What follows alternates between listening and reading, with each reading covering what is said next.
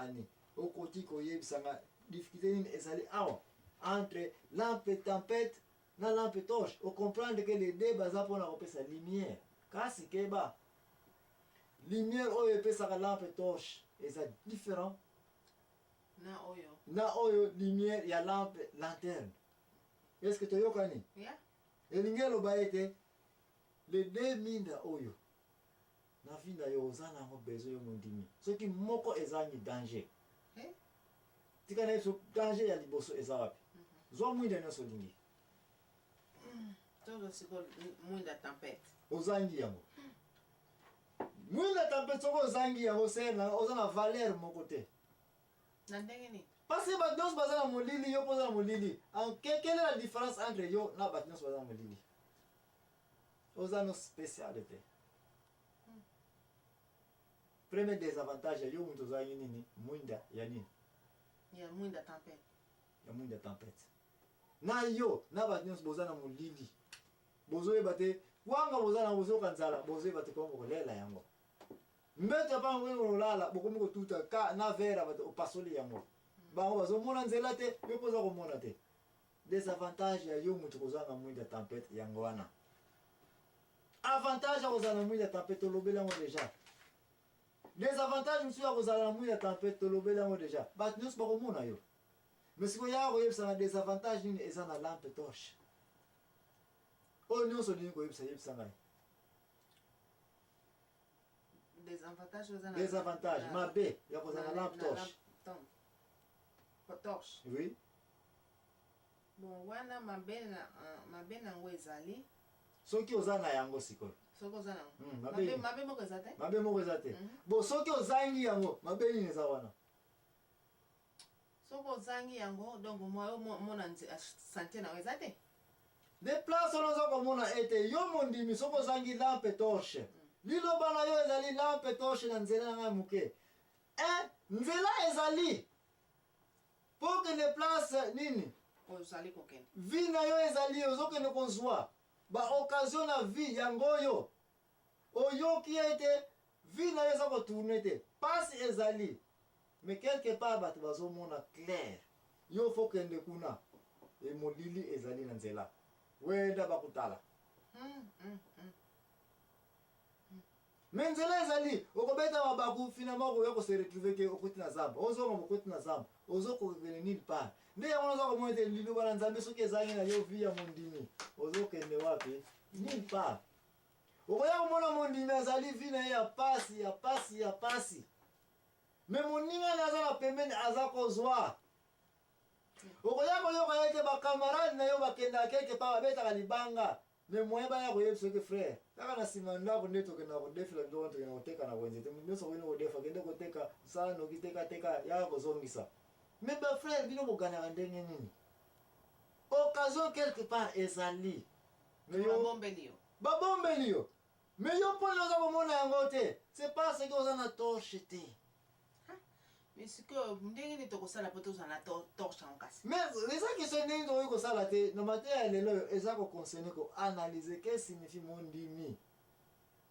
Liloba na nzambe ezali mwinda na nini na vi na yo epuis ezali torche na nzela na yo. Torche okosala yango kaka na ka bokoki kozala mpe na torche na vino nano osala yango te.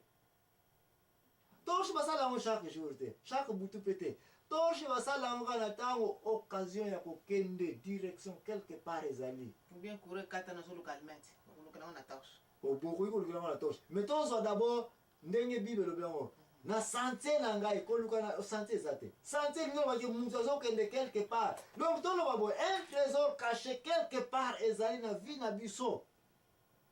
Bomengo moko eza quelque part ezalaka caché na vie na biso mais yo mondimi okoki kozwa bomengo wana te soki oza na torche te parce que eza na nzela ezalaka place ozalaka te. Mwinda ya nzambe iloba ezali mwinda na makolo na ngai place nyonso ozali yo mondimi sala nini ngala ozali nani mwinda kasi keba trésor ezalaka place mutu azali te. Trésor ezalaka toujours caché il faut koluka yango okoluka yango na mokili oyo etondi na mpasi etondi na injustice etondi na bampiaka etondi na bato bazobomela basekret place bazwilaka.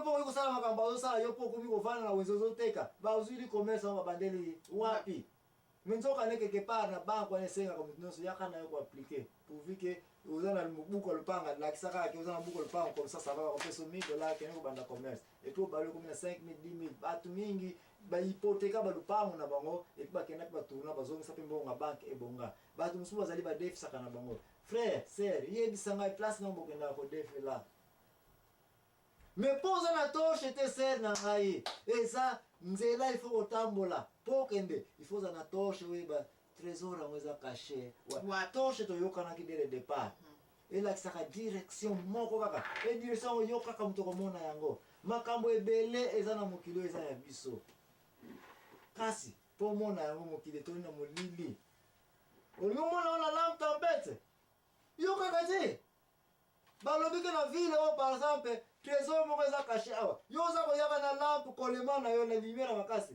ti badosi mpe baye te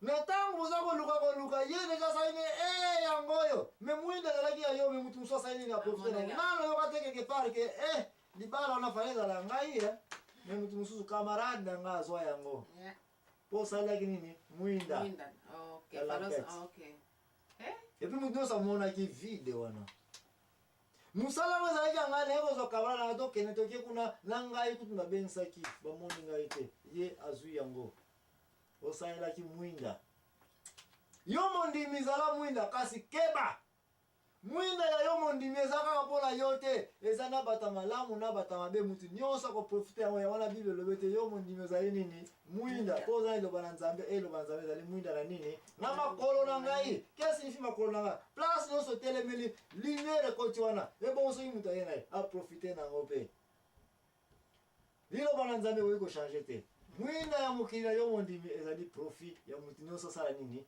aprofite na ye kasi toshe sere na ngai mutu akosa yo te toshe ezaka mpona mutu moko kaka amona nzela kie biloko mibale toza na besoin na yango toza na biso tolamba toza na biso basi na biso mibali na biso bana na biso bazala mpe basala badevoir bana na biso baza na pembeni bana na quartier mpe baya kosepela bamindi ya projete totete na autour ya clôture mpo bamimi baya te na quartier wana mekeba na quartier yoka mtu na mwinda babomba mimi na matiti wana nzela yo olobi na sanzo oyi kotambola na nzela na yo sere nanga baliomba kolia yo na nzela pase bakosala nini bakomona yo baenemi bakomona yo deja oza koyaka kasi oza na lampe toshe sere na ngai oyoki makele obomi na yo toshe yo mpo bomba minano epuis ntango otya toshe pa aha nakangi yo me ye aza komona yo te oza kocomprendre chaque outillage oyo totangi awa na mokanda ya psaume 119 verset 105 eza de mariage eza awa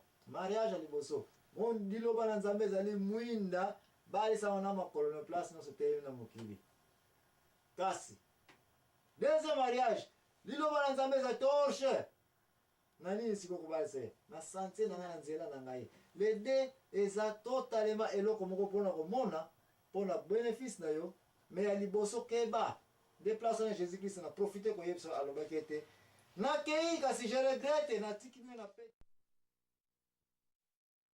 te soki bozokanisa ye te natiki bino avec pe je regrette me natiki bino na ye ete boza expose devant balu na balion parce ke boza nini lumière ya mokili bokoki kobombama te mwinda batiaka yango na se ya mbete teke bombama batiaka yango wapi na likolo mutu nyonso aya na ye asepela place mondimi ezali mondimi kaka te mutu asepelaka surtout bato mabe kutu basepelaka mingi donc oyo jésus aloba ni moko eza ya kokosama eza te me koma liloba na nzambe ekoki kokosama te basali na nzambe mingi bazoko atake bango pamba na soki basala ye yango donc bakosala mais parce que baza na lumière et puis lumière yango ezali lampe donc ezoderange na bato nyonso bazoko atake basali ya nzambe mpo ezo mwinda baza na naye te soko expliqué naza kolanda yakoki koreprendre soki oyebi ke oyo azali mosali ya nzambe ozokende koatake mosali ya nzambe wana pamba